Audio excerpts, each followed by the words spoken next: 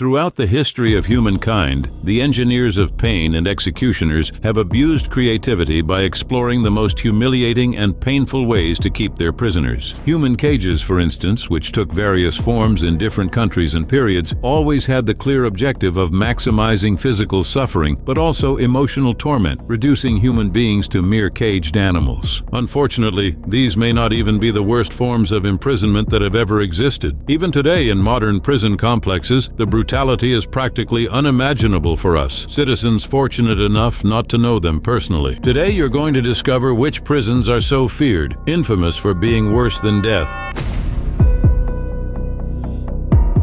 Few prisons in the world instill as much dread as the Bang Kuang Central Prison, located in Nonthaburi, Thailand, about 11 kilometers from Bangkok. This is a place where surviving each day is a greater challenge than any sentence handed down by a court. Ironically nicknamed the Bangkok Hilton, in contrast to luxurious hotels, prison houses highly dangerous criminals, foreigners, death row inmates, and prisoners serving long sentences. For all of them, the reality is the same: daily suffering, inhumane conditions, and the constant shadow of death.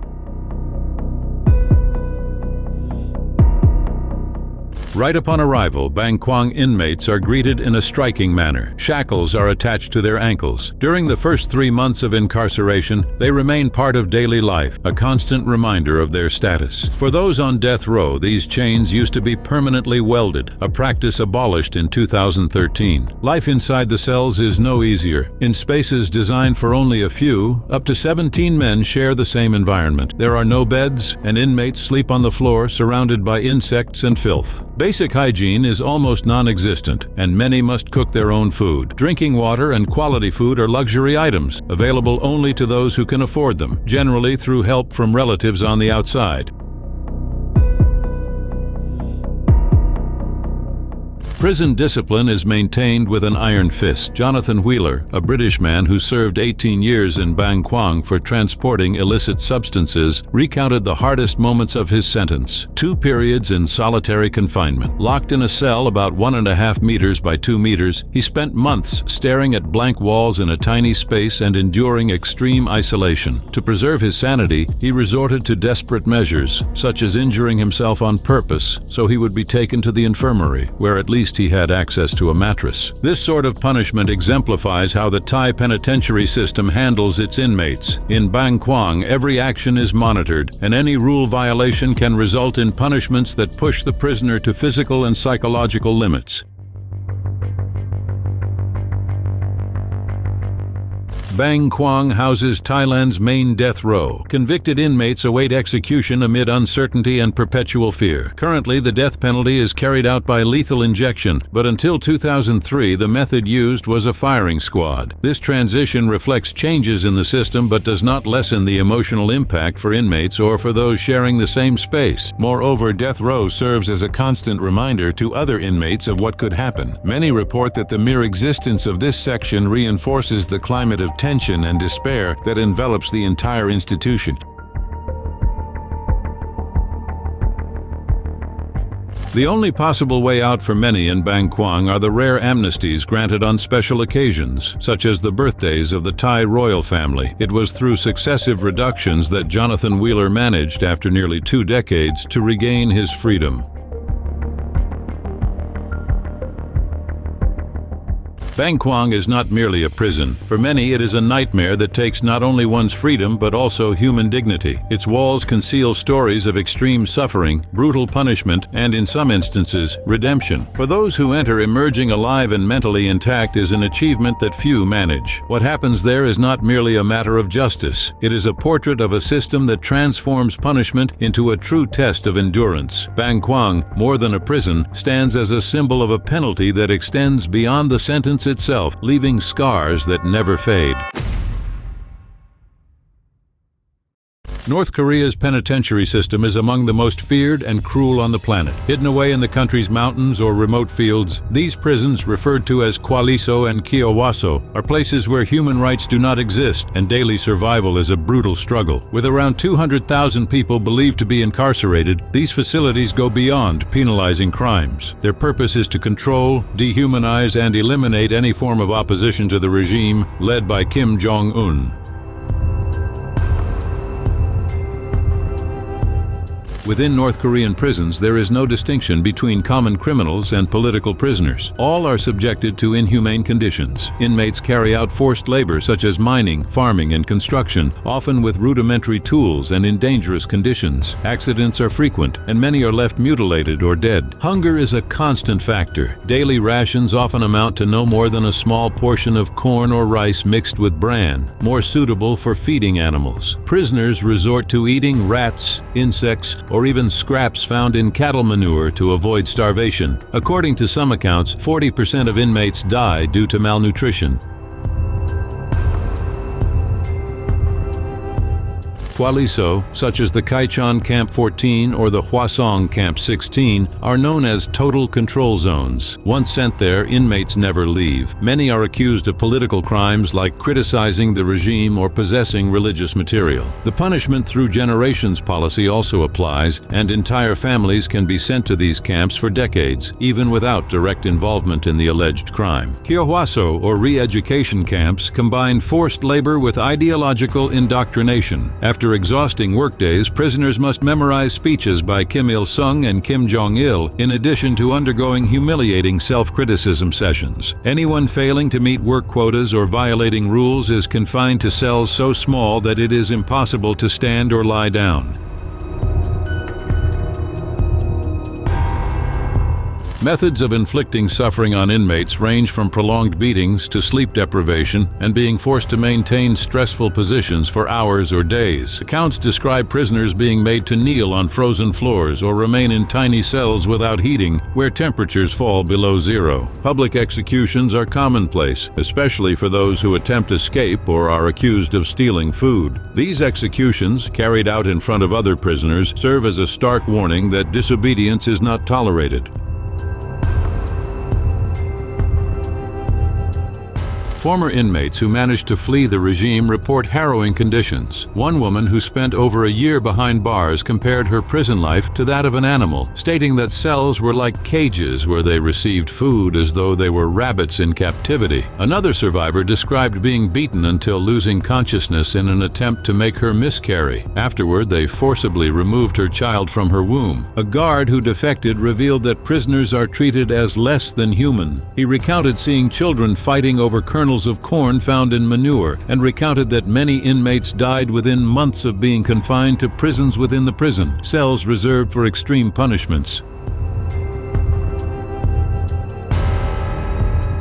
The United Nations and organizations such as Korea Future have documented these atrocities through witness testimonies and satellite images. Conditions in North Korean prisons are deemed a crime against humanity, primarily because these prisons do not aim to rehabilitate, but to preserve the regime's absolute control over its populace. Although the nation's isolation hinders continual oversight, the accounts remain consistent, indicating a reality that remains unchanged. These camps represent the darkest extreme of oppression and disregard for human rights. North Korea's prisons are not simply penal institutions. They epitomize a system that completely dehumanizes its inmates, turning them into shadows of their former selves and maintaining a cycle of fear and control that, were it not in place, would likely have ended the North Korean regime itself. The Casa de Detenção de São Paulo, commonly known as Carandiru, stood for decades as the largest and most feared prison in Latin America. Situated in the northern zone of the city of São Paulo in Brazil, its name is linked to overcrowding, violence, and the tragic massacre of 1992, which shocked both Brazil and the world. For Brazilians, Carandiru became a symbol of the prison system's failure, while for the rest of the world it was recognized as a place where human dignity was reduced to a distant notion.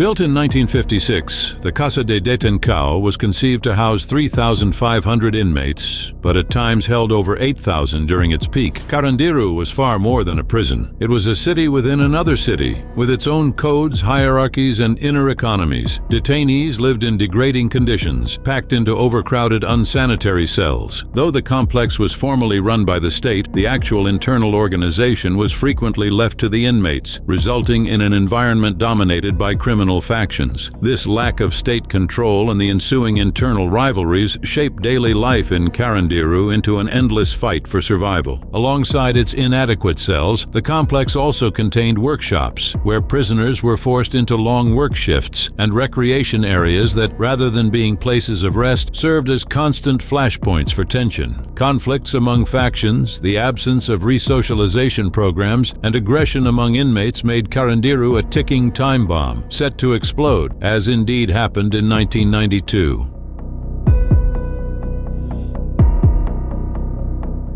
The 2nd of October of 1992 will forever be remembered as the darkest day in Carandiru's history. A dispute among inmates in Cell Block 9 escalated into a full-scale uprising. Military police were called in, and under the command of Colonel Ubiratan Guimaraes, they executed a ruthless operation that resulted in 111 prisoners being killed, according to official counts, though unofficial accounts suggest an even higher number of victims. Officers entered heavily armed, firing indiscriminately and executing prisoners who had already surrendered. Witnesses attest that many were shot while attempting to hide. Official reports claimed the action was necessary to retake control of the prison, but survivors describe it as an orchestrated bloodbath. This tragedy shed light not just on police brutality, but also on how the Brazilian prison system had been neglected. Overcrowding, lack of effective governance, and the failure to institute resocialization programs set the stage for this tragic event.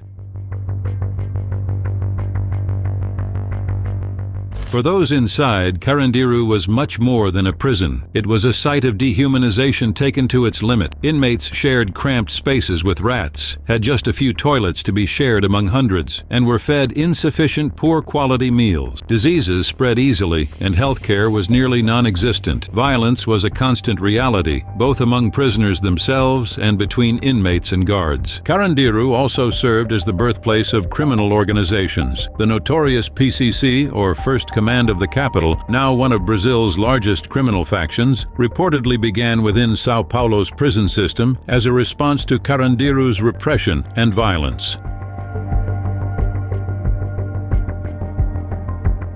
Following the massacre, international pressure and human rights activists forced the government to close the prison in 2002. In its place, the Parque da Juventude was built, a leisure area strikingly different from the horrors that once existed there. Even with its demolition, Carandiru remains embedded in public consciousness. The massacre serves as a harsh reminder of how human life can be disregarded in a system meant to rehabilitate and protect. In 2003, if global headlines had not sufficed, Carandiru's story gained worldwide fame through the film that shares its name, Carandiru, directed by Hector Babenco, and the book Estacao Carandiru by Dr. Drauzio Varela, who worked as a volunteer physician in the facility. Both reveal the stark and desolate reality of the complex. Although Carandiru has been physically destroyed, its legacy still echoes as a call for reform. Brazil's prison system continues to face serious overcrowding and inhumane conditions, with Carandiru's specter forever haunting those who look toward real change.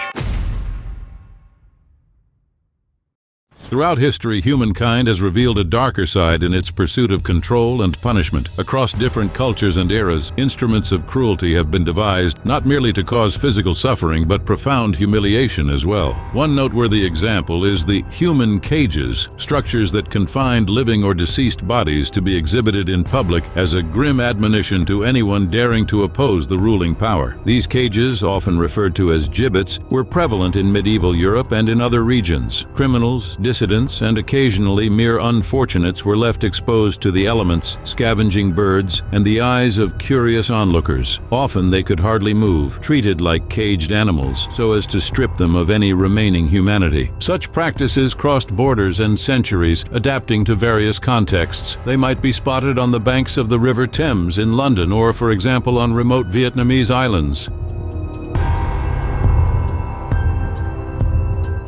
Isolated on the island of Con Dao in Vietnam lay a hell that for decades struck fear into inmates and stretched the bounds of human cruelty. The infamous tiger cages, tiny cells designed to break both body and mind, turned the prison into a worldwide emblem of brutality and inhumanity. Carandiru prison was constructed in 1861 by French colonizers to confine revolutionaries and political adversaries. During the Vietnam War, it was expanded and intensified by the South Vietnamese government with backing from the United States. Its purpose was never solely detention, but to shatter any vestige of resistance. The tiger cages, introduced by the French in 1939, were left under direct sunlight in certain parts of the prison, lacking any roof in order to expose inmates to sunbaths, which amounted to a merciless form of punishment, offering no respite from the heat. In these cramped cages made from wood and wire, inmates could barely sit. They were compelled to stay lying down, forced to endure relentless heat during the day and penetrating cold at night. Prisoners were often manacled, lying on the ground, denied medical attention, and given inadequate food. Many developed lesions and infections from the shackles cutting into their skin. Guards would douse them with lime as punishment or to keep them under control, leaving behind scars both physical and psychological. The world discovered the horrors of the tiger cages only in 1970, when a group of United States congressmen led by Tom Harkin and accompanied by activist Don Luce departed from the official prison tour. Guided by drawings made by a former inmate, they located the hidden cages tucked away behind the main prison buildings. What they saw was appalling. Men and women visibly malnourished, covered in wounds, and bearing undeniable evidence of abuse, begging for water and food. Pictures taken by Harkin were published in Life magazine and set off a global wave of indignation. Protests flared in many nations, calling for an end to these barbaric practices. International pressure finally prompted the relocation of hundreds of inmates from the cages, but by then the damage was irreversible. Numerous survivors bore psychological and physical scars for the rest of their days.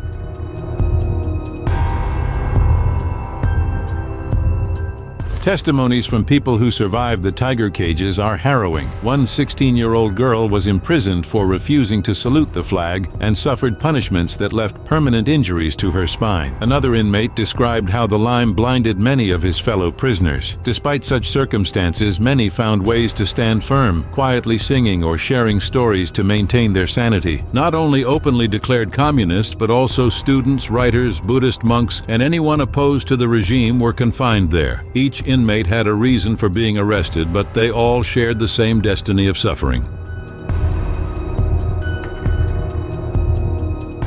After the Vietnam War, Carandiru prison was shut down, though its history lives on as a cautionary tale of what happens when power is used to destroy human lives. The compound now stands as a museum, allowing visitors to walk the halls where countless prisoners once met unspeakable misery. The tiger cages of Carandiru are more than a chapter of oppression and cruelty. They serve as a universal reminder of how dangerous dehumanization can be and emphasize the need to challenge regimes that favor tyranny over fairness. The island's breathtaking scenery creates an unsettling contrast, a natural paradise that for so many years was a waking nightmare to those confined there. Do not forget to subscribe to watch more videos like this.